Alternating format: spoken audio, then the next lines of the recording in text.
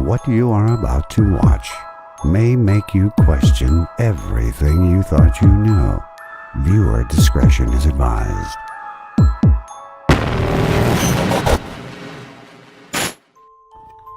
Hey, what's up you guys? Yes, so in today's video we're going to be talking about something very interesting and very fascinating. As you may know, the popular writer that goes by Kurtz has recently gained a very large following on his essays on the suppression of savage customs, which basically talks about colonization. And this has caused some controversy in the media, as some people are now believing that he is a sociopath.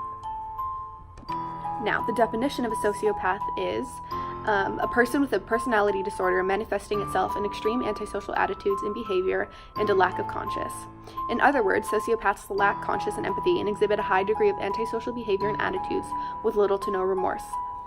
Some traits that are more common with people with sociopathic tendencies include disregard for the rights of others, disregard for the feelings of others, exploitation of others for personal gain, criminal acts, lack of empathy, lack of morals, no desire to form close relationships, no interest in the wants or needs of others, and lastly, can feel the emotions of anger and rage. And today we will be diving into whether or not he actually is.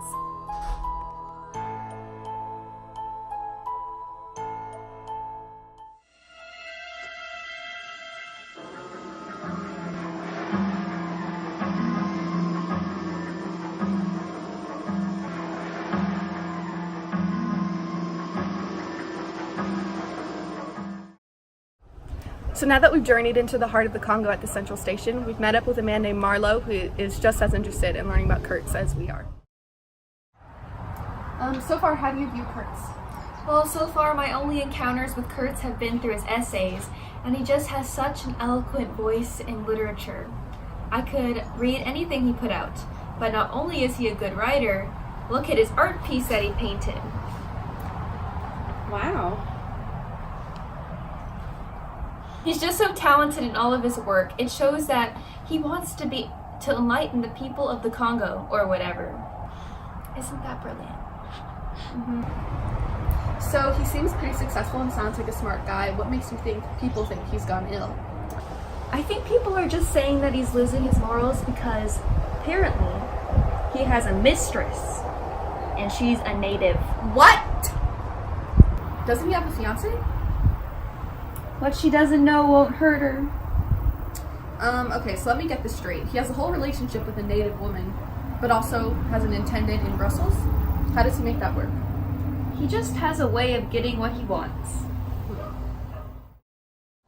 So what we've gained from interviewing Marlo is that Kurtz has a way of persuasion, which is one of the ways sociopaths tend to get what they want, through mimicking other people's behavior and persona to try and build an illusion of empathy. But what still makes me think that he has a sense of empathy is the fact that he came to Africa to enlighten and civilize the people here. Okay, just walk. Hey, you see that? Yeah, show the camera real quick.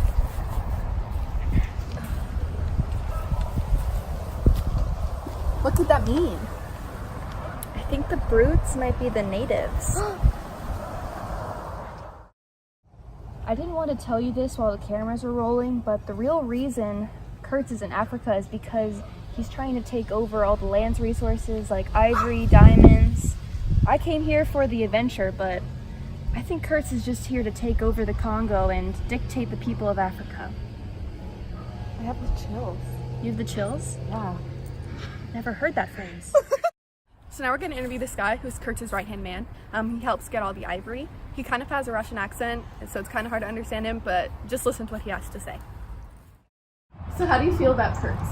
He's a good guy. He just has a way with words, and when he talks to you, he makes you feel like your voice is important too.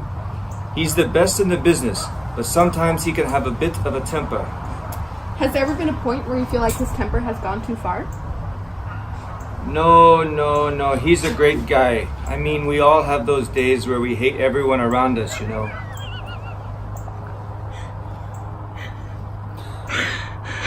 What are you thinking?